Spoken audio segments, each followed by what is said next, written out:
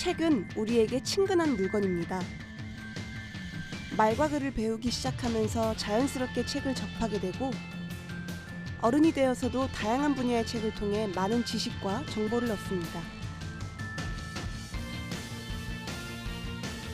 일상생활에서 체험하지 못하는 것을 간접적으로 체험할 수 있고 이렇게 교훈을 얻을 수 있는 계기가 될 수 있다고 생각합니다. 책을 읽으면 글씨도 잘 알게 되고 재미있게 읽을 수 있으니까 읽어야 될 것 같아요. 현대에 들어 정보통신 기술이 눈부시게 발달했지만 인류 역사상 책이 가장 중요한 지식 공유, 소통의 수단이라는 사실만은 변함없습니다.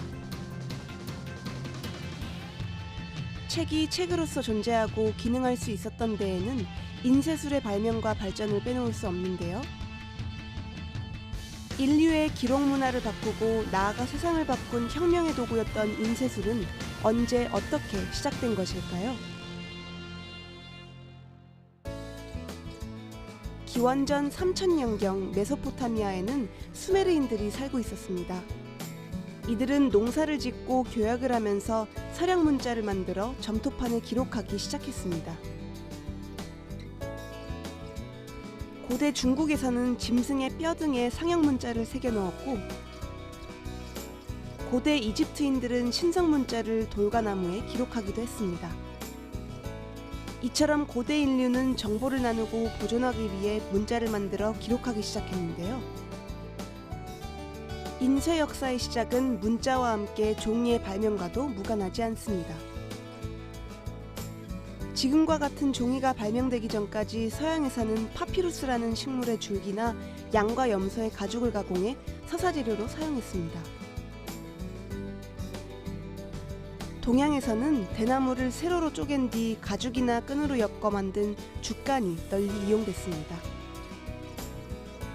하지만 이들 방법은 무게가 무겁거나 제작 방법이 번거롭다는 단점이 있었는데요. 이를 해결할 수 있었던 것이 종이입니다.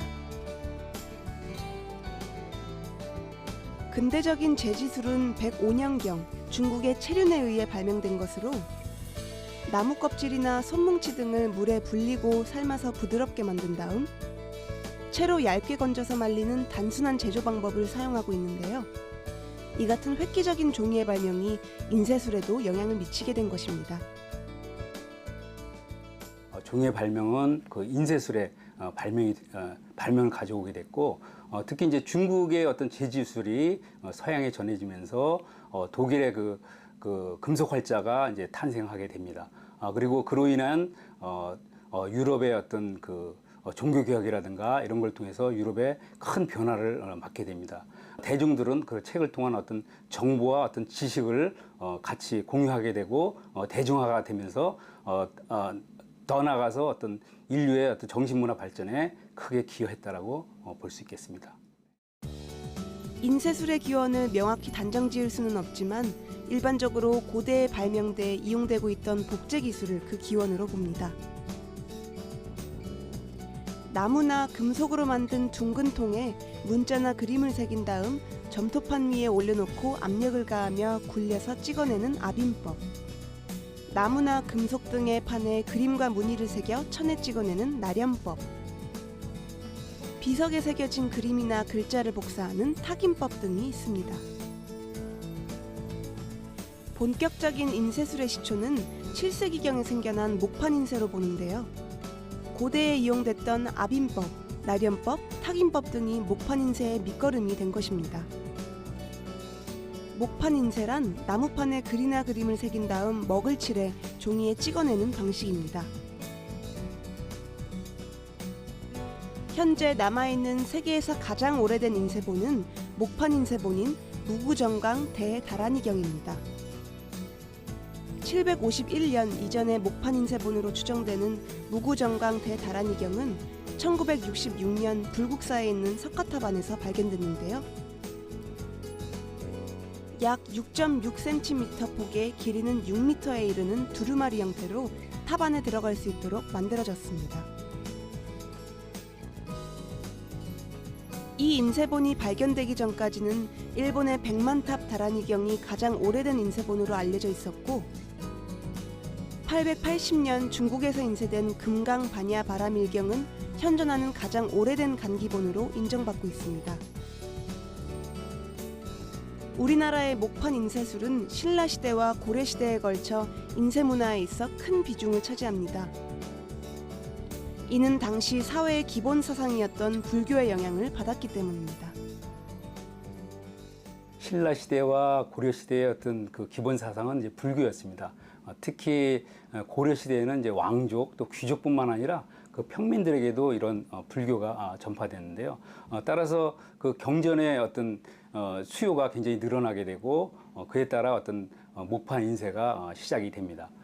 특히 이제 그 수요에 따라서 목판 어떤 인쇄술이 굉장히 이제 효율적으로 필요로 하게 됐는데 특히 그 사찰의 어떤 에서의 어떤 경전의 어떤 필요성 그리고 고승들의 시나 문집 이런 것들을 인쇄해내는 목판 인쇄술이 전성기를 맞이했다라고 볼 수 있겠습니다.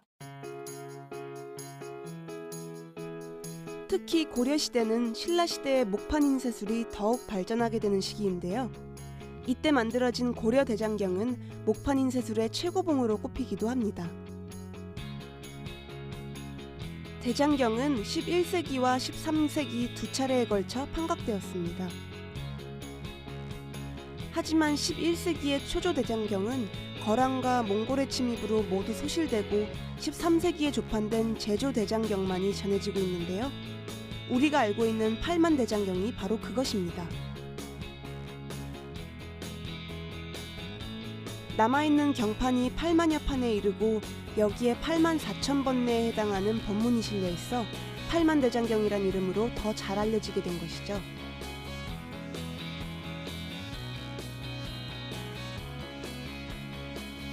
세계에서 가장 오래된 인쇄본인 무구정강 대다란이경, 목판 인쇄술의 최고봉으로 꼽히는 고려대장경 등은 당대에는 지식과 정보 전달, 소통에 있어 중요한 매체였고 지금의 우리에겐 중요한 기록문화유산인데요. 우리 선조가 남긴 목판 인쇄 문화의 맥을 이어가는 곳이 있습니다. 이곳에 들어서면 가장 먼저 눈에 들어오는 것은 무려 1000여 점에 이르는 방대한 양의 책판들입니다. 목판에 글자가 아닌 그림을 새겨 찍은 고판화, 미나 등도 볼 수 있는데요. 모두 목판서화가 안준영 씨의 작품들입니다.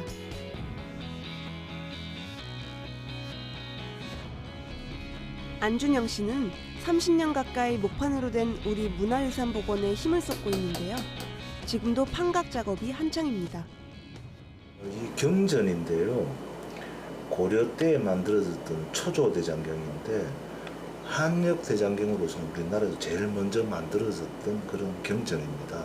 경전 중에서도 천품 법화경, 법화경입니다. 지금 작업하는 게. 목판을 복원하는 일은 매일 10시간 가까이 작은 글씨를 판각하는 일과 씨름해야 하는 결코 쉽지 않은 작업입니다.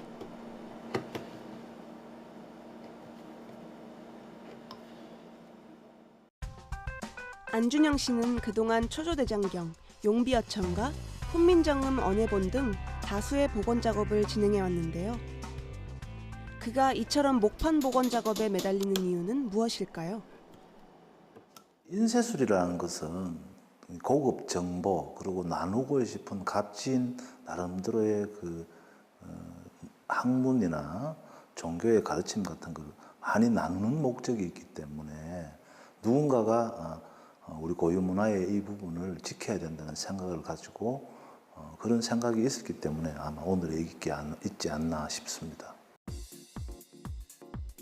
안준영 씨는 기록문화유산의 보존이나 수집을 넘어서 지금 세대는 물론 미래 세대와의 소통을 위해서라도 복원 작업은 필요하다고 말하는데요. 그가 일반인들을 대상으로 한 목판 교육에 힘을 기울이는 것도 같은 이유일 것입니다. 인쇄 문화의 출발점이라 볼 수 있는 목판 인쇄. 그 과정은 어떻게 될까요?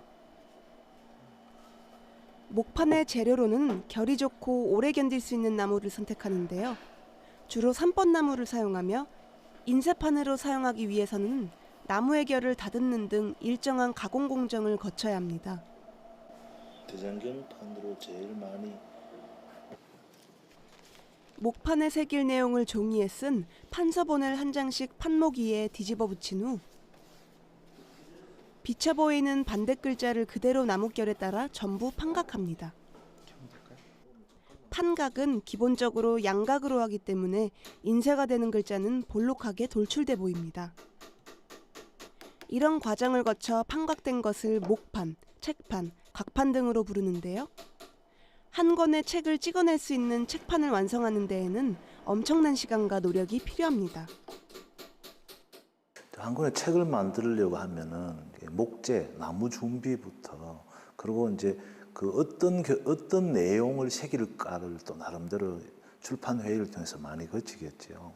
그러면 이제 그걸 한자 한자 직접 써서 그리고 이제 조각을 하는데 조각하는 일이 정말 까탈스럽고 좀 까다로운 일이지만 그 조각을 잘해야만이 그 우리가 원하는 글씨나 그 서체가 바로 나오거든요. 보통 보면은 목판으로 치면은 삼국유사의 예를 보면 목판이 약 112판 정도가 되거든요. 그럼 목판 하나가 4페이지입니다. 450페이지 정도의 분량이 되는 거죠. 이제 목재를 다루는데도 한 2, 3년이 걸리고 길게 본다면 목재를 수급해서 한다고 생각하면은 최소한 6, 7년 정도 만에 이제 이루어지는 책 한 권이 되죠. 목판이 만들어지면 먹솔로 먹물을 발라 판면에 고르게 칠합니다. 그 위에 한지를 올리고 골고루 문질러 찍어내면 목판 인쇄물이 완성됩니다.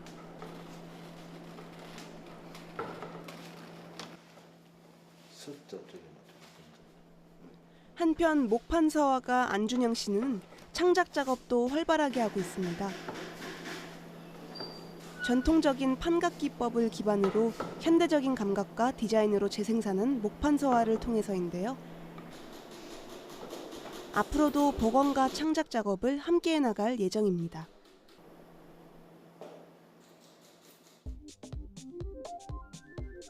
나무판이나 금속판에 글자나 그림을 새겨 인쇄하는 조판 인쇄에서 한 단계 더 나아간 것이 활판 인쇄입니다. 활판 인쇄는 활자를 이용해 인쇄하는 것을 말하는데요. 활자는 활판 인쇄에 쓰이는 자형으로 진흙, 나무, 금속 등의 재료를 사용해 볼록새김을 한 것입니다. 특히 금속 활자는 단단한 쇠를 작고 섬세하게 주물해야 하는 만큼 상당한 수준의 기술력이 필요한데요. 우리나라에서도 일찍부터 발달했다는 기록이 있습니다. 고려시대 이규보의 동국이상국집에 보면 이규보가 1234년에 기록한 상정예문 발미라는 글이 있습니다. 거기 보면은 이 상정고금 28부를 금속활자로 인쇄를 했다는 그런 기록이 있고, 그리고 고려 정부가 강화도로 천도한 이후인 1239년에 남명천 화상송 증도가라는 책을 이제 목판으로 인쇄하는데, 이 책에도 보면 그 발문에 보면 애초에 이 책이 금속활자 본이었지만 다시 목판으로 새긴다는 그런 기록들이 있습니다. 이런 기록을 통해서 우리나라가 13세기 초에는 금속활자로 책을 찍고 있었음을 알 수가 있습니다. 기록 외에 현재까지 전해지는 금속활자본도 있습니다.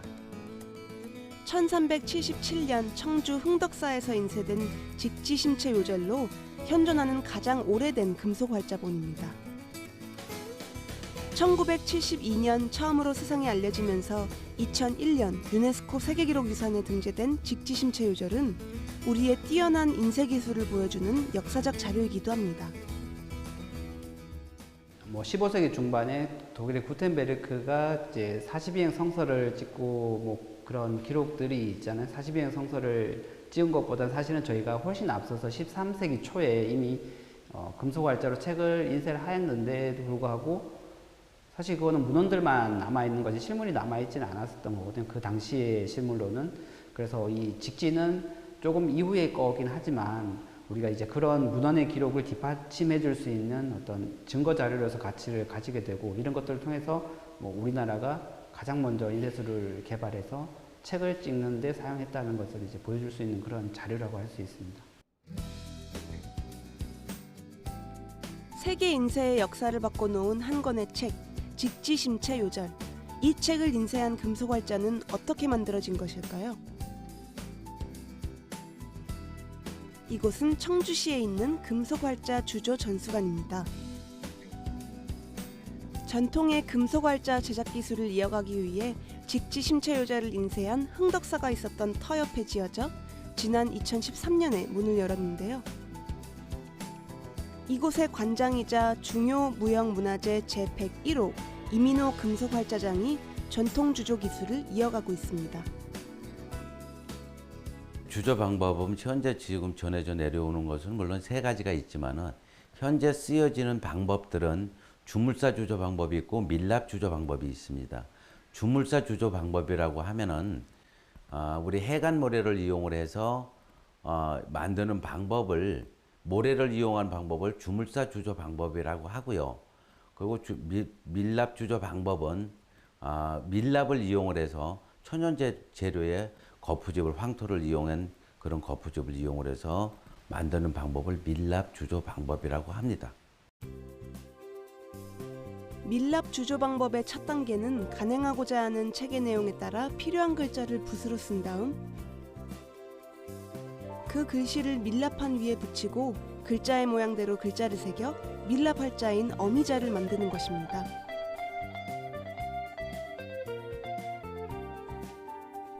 다음 단계에서는 밀랍봉을 사용해 가지를 만들고 어미자를 한 자씩 붙여 어미자 가지새를 만듭니다.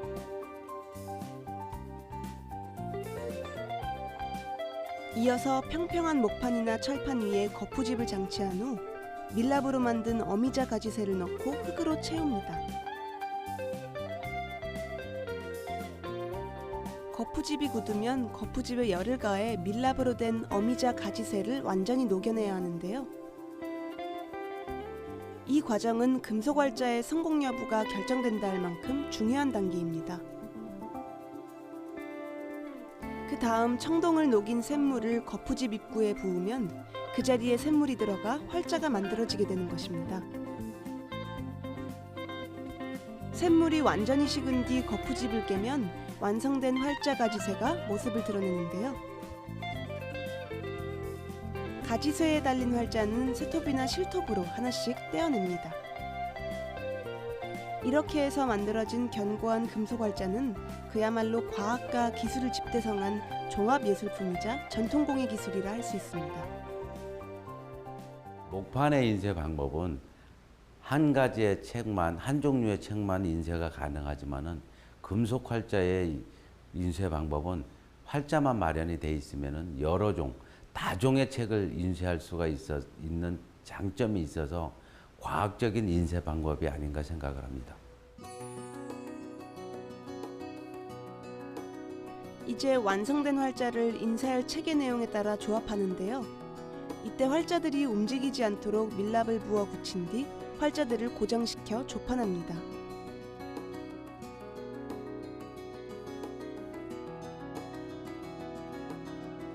조판이 끝나면 활자면에 먹물을 칠하고 그 위에 한지를 놓은 뒤 골고루 문질러 인쇄합니다.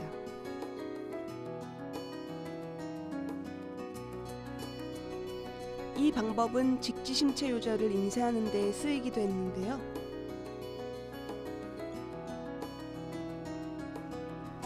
이민호 금속활자장은 이와 같은 전통 기법을 복원하기 위해 오랜 기간 활자와 씨름해왔고 지금도 그 작업은 계속하고 있습니다. 그 결과 주요 활자들을 복원하는 데 성공했는데요. 조선시대 첫 금속활자인 개미자를 비롯해 조선시대 금속활자 30종과 동국정운자, 인경목활자 등 목활자 8종을 복원했고 또한 3만 자에 이르는 직지심체 요절 전부를 복원하는 데에도 성공했습니다. 우리 선조의 위대한 유산인 금속활자. 하지만 금속활자 주조 기술은 거의 전해지지 않아 학자들과 장인들의 노력으로 복원되고 있는데요. 더불어 이를 알리는 데에도 애쓰고 있습니다.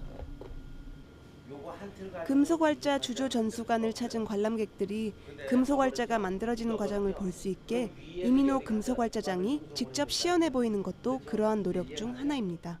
밑에 온도가 1400도에서 1500도의 열을 위에 쏘는데 밑에 열이요. 근데 저 위에 한 과정 한 과정마다 이민호 금속활자장의 정성 어린 손길이 느껴지는데요. 여기엔 우리의 문화유산을 지키고자 하는 그의 마음도 담겨 있습니다. 한쪽에선 직접 금속활자를 찍어 책을 만들어 볼 수도 있는데요. 우리의 소중한 문화유산인 금속활자 인쇄술을 배우고 느낄 수 있는 시간입니다. 정말 재미있었고 신기했고 또 옛날에 조상들이 이런 걸 만들었다는 게 대단해 보였어요. 금속활자는 고려시대를 지나 조선시대에 더 크게 발전합니다. 태종 3년인 1403년에는 주자소를 설립해 개미자를 만들고 세종 때에는 보다 개량된 경자자와 갑인자를 만드는 등 수많은 금속활자가 만들어졌습니다. 또한 중국과 일본에도 전해져 이들 국가의 인쇄 발전에도 기여했습니다. 한편 서양에서도 활자 인쇄술이 등장하게 됩니다. 독일의 금 세공업자인 구텐베르크가 1455년을 전후한 무렵에 찍어낸 42행 성서가 초기의 활자본으로 알려져 있는데요. 그 이전까지 성경을 비롯한 대부분의 책은 수도원을 중심으로 사람이 직접 필사하는 방식으로 만들어졌습니다. 그 때문에 당시 성경은 일부 성직자들만이 소유할 수 있는 귀한 것이었습니다. 하지만 구텐베르크의 인쇄술이 등장하면서 유럽은 대량 인쇄 시대를 맞게 되었고 종교개혁, 산업혁명, 시민혁명 등 서양사의 굵직한 사건들과도 맞닥뜨리게 됩니다. 우리나라의 금속활자 인쇄술보다 70여 년이나 늦게 발명되었지만 서양의 금속활자 인쇄술이 가져온 사회 변화는 확연히 달랐던 것입니다. 구텐베르크의 금속활자 인쇄술은 거의 한 50년 만에 유럽 전역으로 이제 확산이 퍼지게 된 거죠. 이제 이런 인쇄술을 바탕으로 해서 당시 어떤 소수의 지배층들, 귀족들만 이제 누릴 수 있었던 그런 정보들을 지식이나 각종 정보들을 일반 서민들까지 이제 알게 되고 확산이 되게 되었던 겁니다. 이제 이런 것들을 통해서 이제 시민 의식이 성장하게 되고 이를 통해서 뭐 종교 개혁이라든지 시민혁명, 산업혁명 등 이런 것들이 촉발할 수 있는 어떤 근간이 되었다고 할 수가 있습니다. 포도주를 짜는 압력 장치를 개량해 만든 구텐베르크의 목재 인쇄기는 유럽 사회는 물론 인도, 일본, 미국 등으로 빠르게 전파됐고 산업혁명 때까지 거의 큰 변화 없이 사용되었습니다. 산업혁명 이후 서양에서 만들어진 인쇄기계들은 우리나라에도 도입됩니다. 1883년 근대식 납활자와 활판 인쇄술이 들어오고 새로운 문물과 제도 도입에 따라 신문이나 서책들을 출판하기 위해 최초의 근대식 인쇄소인 방문국도 설치되는데요. 그 해에 우리나라 최초의 근대신문인 한성순보도 창간됩니다. 이후 1896년에는 우리나라 최초의 한글신문이며 독립협회의 기관지 역할을 했던 독립신문이 창간되고 1908년에는 우리나라 최초의 월간 잡지 소년도 발간됩니다. 1936년에는 서울에 인쇄공장이 만들어지고 새로운 인쇄기기들을 도입하는 등 활기를 띠게 되지만 광복 이후 혼란기를 거쳐 한국전쟁을 겪으면서 우리나라 인쇄기술 발전은 중단됩니다. 이후 1960년대 중반 공업화 시대를 맞으며 인쇄업계의 시설이 현대화되고 1970년대에는 경제성장으로 각종 인쇄물의 수요가 급격히 늘어나는데요. 그런 가운데 우리나라의 인쇄 산업도 성장하기 시작합니다. 1960년대 산업화가 이루어지고 교육열이 높아지면서 인쇄인들이 첨단 인쇄 기계를 들여오고 한글 활자를 개발하는 등의 노력으로 급성장을 하게 됩니다.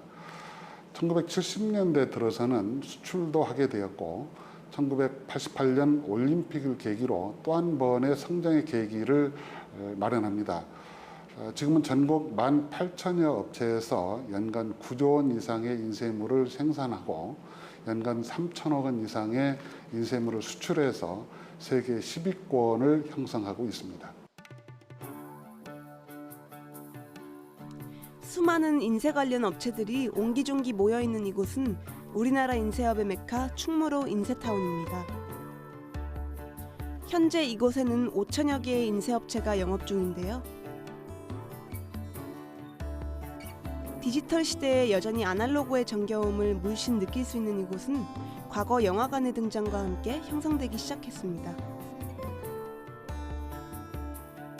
일제강점기 때 이 일대에 여러 개의 영화관이 문을 열었고 그에 따라 영화 전단지를 인쇄하기 위해 인쇄소들도 하나둘 모여들기 시작한 것인데요. 그 이후 여러 가지 사회적 변화 속에 우리나라 인쇄업의 메카로 자리 잡게 된 것입니다. 1970년대 이전까지 서울에서 인쇄업체가 가장 많은 곳은 을지로 1가, 2가 그리고 장교동 일대였었습니다. 1984년도에 장교동 일대가 재개발이 되기 시작을 하면서 장교동에 있던 인쇄업체들이 충무로로 대거 이전을 하게 되죠. 그래서 이 인쇄타운이 충무로 인쇄타운이 그 인쇄업의 메카로 이렇게 자리매김을 하게 됐습니다. 1990년대까지 전성기를 누려온 충무로 인쇄타운. 하지만 최근 들어 침체기를 맞고 있습니다. 지금 현재 인터넷의 발달로 인해서 인터넷 견적이 활발해지면서 인쇄가가 일반한테 공개돼서 거의 원가 수준의 가격 경쟁을 하고 있습니다.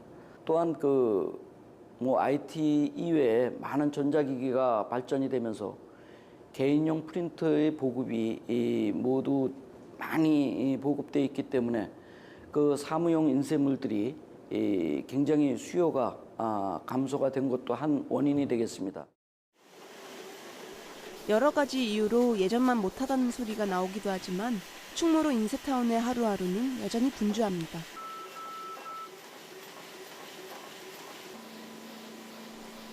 (20년째) 한자리를 지키고 있는 이곳도 마찬가지. 주문받은 인쇄 물량을 맞추기 위해 인쇄 작업이 한창입니다. 이곳의 인쇄 방식은 인쇄 시장에서 가장 많이 사용되는 오프셋 인쇄로 그 공정은 크게 4단계로 나뉩니다. 먼저 컴퓨터를 이용해 디자인 작업을 한 뒤 색상과 디자인에 문제가 없는지를 살핍니다. 다음 단계로 인쇄할 사진이나 글씨를 원색 분해해 필름 형태로 출력하는데요. 보통 C, M, Y, K 컬러 판넬 한 장씩 모두 4장을 사용합니다. 인쇄에서 C, M, Y, K 4도가 인쇄됐을 때 이제 원색이 나오는데 C가 이제 사이안, 청색, M이 이제 마젠타, 빨간색, 그리고 이제 Y, 옐로우, 노란색이고 블랙이 이제 먹색. 청적 항목이 4도 더블톤이 됐을 때 이제 사원색이 나오는 겁니다. 그 다음 출력한 필름을 알루미늄 소재의 PS판에 밀착시켜 현상기에 넣고 빛을 쏘이는데요. 이 과정에서 필름의 그림과 글등이 있는 인쇄면과 아무것도 없는 비인쇄면으로 나눠지고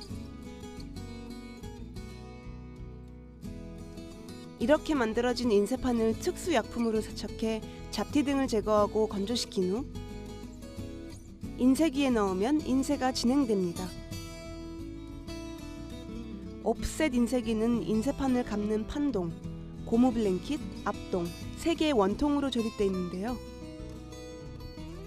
판에서 직접 종이에 인쇄하지 않고 중개 구실을 하는 고무 블랭킷에 전사 인쇄한 다음 용지에 인쇄하는 것이 오프셋 인쇄 방식입니다. 고무 블랭킷에서 종이에 찍히는 원리는 물과 기름이 섞이지 않는 성질을 이용한 것인데요. 그림이 있는 부분과 없는 부분을 분리해 인쇄 잉크를 묻히게 하고 그것이 고무 블랭킷에 묻게 돼 그 이미지가 종이에 전사되는 것입니다. 오프셋 인쇄의 4도 기계를 간략히 표현한 그림인데요. 종이가 들어가고 순차적으로 종이가 지나가면서 인쇄가 진행됩니다. 이 과정을 통해 나온 인쇄물은 필요에 따라 후가공을 거쳐 재단에 완성합니다.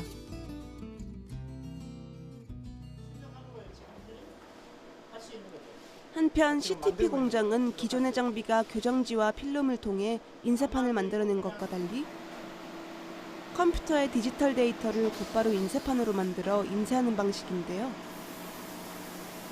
필름으로 인쇄판을 제작하는 경우에 비해 인쇄 품질이 뛰어나며 출력에서 인쇄까지 걸리는 시간도 단축할 수 있습니다. 반면 필름 출력처럼 직접 눈으로 보면서 판을 검사할 수 없다는 단점이 있습니다. 이처럼 조금씩 달라지는 인쇄 환경에서도 이것을 지켜온 오프셋 인쇄기는 지금도 돌아가며 인쇄물을 뽑아내고 있는데요. 인쇄업계에도 디지털 바람이 불고 있는 만큼 충무로 인쇄타운 내 인쇄업 종사자들도 변화를 꾀하고 있습니다. 앞으로 이 시장 상황이 자꾸 급격하게 변하기 때문에 저희도 거기에 맞춰서 새로운 기계를 도입해서 그렇게 해볼 생각인데 특수 인쇄나 뭐 금지, 은지 인쇄하는 그런 걸 좀 계획을 하고 있으니까 열심히 노력해야 되겠죠. 인쇄 시장의 변화에 바람이 분다 해도 찾는 사람이 있는 한 이곳 충무로 인쇄타운의 인쇄기 돌아가는 소리는 멈추지 않을 것입니다. 인쇄 작업에 컴퓨터가 본격적으로 활용되기 시작하면서 인쇄 산업도 기술 고도화 시대에 접어들게 됩니다. 또한 인터넷이 보급되고 스마트폰과 태블릿 PC 등 모바일 기기가 대중화되면서 종이로 대표되는 인쇄 시장도 큰 변화에 직면하게 됐습니다. 독서율이 감소하고 정보를 얻는 매체가 종이에서 전자 매체로 옮겨가면서 인쇄 물량이 크게 감소했습니다. 최근 몇 년 사이 연간 7% 내외의 물량 감소가 나타나고 있습니다. 국내적으로 경기가 침체되고 전자출판이 증가한 것도 영향을 주었고요. 반면에 인터넷을 이용한, 즉 통신망을 이용한 인쇄 원고의 수주가 가능해져서 이러한 점 등은 인쇄에 긍정적으로 작용한 그런 면도 있습니다. 이와 같은 변화 앞에 인쇄 산업은 새로운 길을 모색하는데요.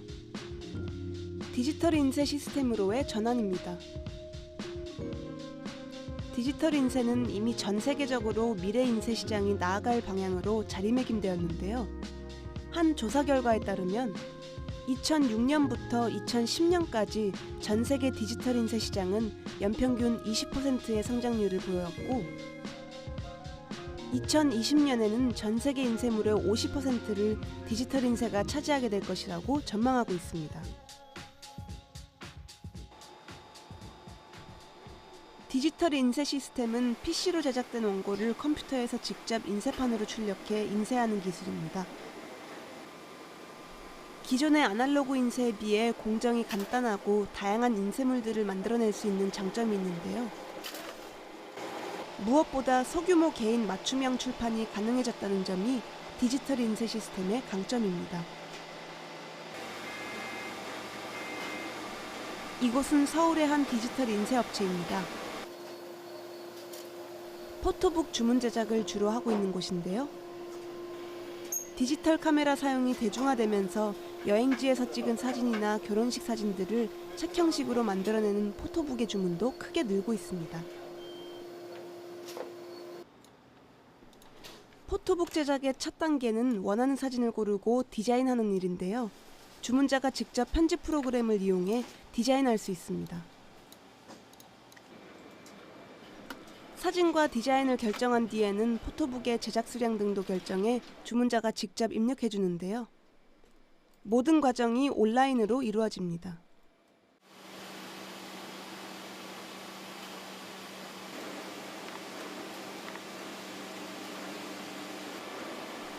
접수된 데이터는 디지털 인쇄 시스템에 의해 인쇄되고 검수 과정을 거치게 되는데요.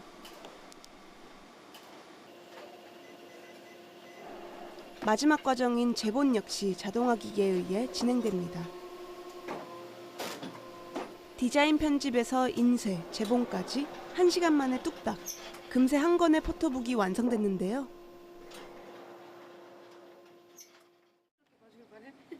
수요자의 요구에 맞게 원하는 수량만큼만 인쇄할 수 있다는 점도 디지털 인쇄 시스템의 장점입니다. 기존의 옵셋 방식과 달리 디지털 인쇄 방식은 사용법도 매우 간편하고 제작에 대한 용이성이 높아서 많이 각광받고 있는 추세이고요. 이러한 맞춤형 생산이 가능했던 데에는 크게 3가지 이유를 들 수 있겠습니다. 첫 번째로는 인터넷이라고 하는 통신 환경이 발달되었다는 부분, 두 번째로는 디지털 장비와 같은 각종 인쇄 장비들의 고도화, 끝으로 3번째로는 최근과 같이 모바일 디바이스에 대한 활용들이 높아지면서 사진 시장에 대한 수요가 높아지고 고객들의 생활 패턴이 변화함에 따라서 포토북에 점점 관심이 높아지는 것으로 파악하고 있습니다. 디지털 인쇄 시스템이 발전하면서 새로운 형태의 인쇄물도 등장하고 있습니다. 맞춤형 청첩장이나 상품권, 개인 맞춤형 홍보물 등도 그중 하나인데요. 대량 인쇄물과 출판물 등이 줄어드는 인쇄 시장에서 새로운 수익 사업으로 기대를 모으고 있기도 합니다. 인쇄에도 변화가 일어나고 있습니다. 이유는 인쇄, 코팅, 재본을 한 장소에서 해결할 수 있고 라벨, 패키징, 스티커 등 다품종 소량 생산이 가능해졌기 때문입니다. 지금까지는 인쇄가 불특정 다수에게 단순히 소비적인 정보를 전달하는 수단에 그쳤다면 이제는 개개인에게 가치 있는 정보를 제공하는 수단으로 전환하고 있는 것인데요. 이와 같은 시대의 흐름에 따라 디지털 인쇄는 앞으로도 다양한 콘텐츠를 바탕으로 인쇄 시장에서 그 영역을 점점 넓혀갈 것입니다. 한편 사라진 활판 인쇄술이 다시 등장하고 있기도 한데요. 이곳은 경기도 파주시에 있는 국내 유일의 활판 인쇄 기업입니다. 대량 고속 인쇄가 가능한 인쇄술들에 밀려 1980년대 말부터 점차 사라지고만 활판 인쇄를 이곳에서 다시 볼 수 있습니다. 현역에서 물러났다 다시 돌아온 활판 인쇄의 장인들과 함께 60만 자에 이르는 은색의 납활자들과 오래된 각종 인쇄기기들까지 이제는 흔히 볼 수 없는 소중한 유산들이 이곳을 지키고 있는데요. 납을 주 재료로 해서 활자를 만들고 그 활자를 이용해 인쇄하는 납활자 인쇄를 주로 하고 있습니다. 그 활판 공방에서는 직접 여기에 보이는 활자를 직접 추조도 하기도 하고, 그리고 이제 원고를 보고 활자를 뽑아서 그다음에 이제 조판 단계를 거쳐서 이제 인쇄, 재본해서 이제 책을 만드는 공간입니다. 활판 인쇄술은 19세기 후반부터 1980년까지 약 100여 년간 우리나라의 모든 인쇄와 출판을 담당하며 큰 영향을 미쳤는데요. 최초의 근대 신문인 한성순보와 독립신문, 3.1운동의 독립선언서뿐만 아니라 개화기에 대량으로 보급된 신서적도 납활자 인쇄기술로 인쇄된 것입니다. 오프셋 인쇄에 비해 몇 배의 시간과 정성이 들어가는 활판 인쇄. 그만큼 시간을 견디는 힘이 강해 책의 수명도 길다고 합니다. 또한 잉크를 입히는 것이 아니라 꾹꾹 눌러 잉크가 스며들게 하는 방식으로 독특한 느낌과 분위기를 내기도 합니다. 올록볼록하게 찍힌 시 한 편에는 전통 한지가 주는 질감과 독특한 향, 장인의 손길이 그대로 담겨 있는데요. 이런 이유 때문일까요? 최근 활판 인쇄에 대한 관심이 새롭게 일고 있습니다. 인쇄 자체가 그런 역할을 해주는 것이죠. 그 원리를. 이곳에선 활판 인쇄를 이용해 시화 작품을 만들거나 개성 있는 엽서를 만드는 등 활판 인쇄 체험을 할 수 있는데요. 캘리그래피로 완성을 하실 겁니다. 활판 인쇄와 손글씨가 만나 하나의 작품이 되기도 합니다. 활판 인쇄 체험은 활판 인쇄를 한층 더 가까이 느낄 수 있는 시간인데요. 체험자가 준비된 엽서에 손글씨, 즉 캘리그래피로 자신이 쓰고 싶은 문구를 쓴 다음 이름 등을 납활자를 이용해 직접 찍어내는 것입니다. 활판 인쇄는 물론 인쇄 매체 자체에 익숙하지 않은 영상 세대인 이들에게 활판 인쇄 체험은 어떤 시간이었을까요? 저는 이 과정이 굉장히 재밌다고 생각했는데 이렇게 오랜 역사도 가지고 있고 또 그리고 이렇게 현대 사회에서 체험으로만 접하는 게 조금 아쉽지 않나, 좀 더 실생활에서도 접할 수 있으면 좋을 것 같습니다.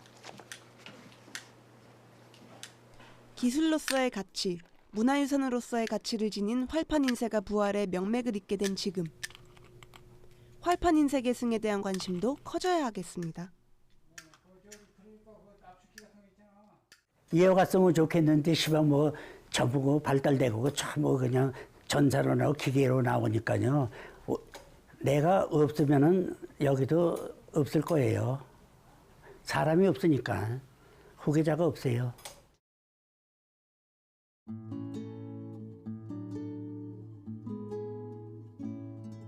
그동안 인쇄는 정보를 전달하거나 보존하는 데 큰 역할을 해왔고 다양한 소재의 인쇄가 가능해지면서 각종 산업 분야에도 폭넓게 활용되고 있습니다.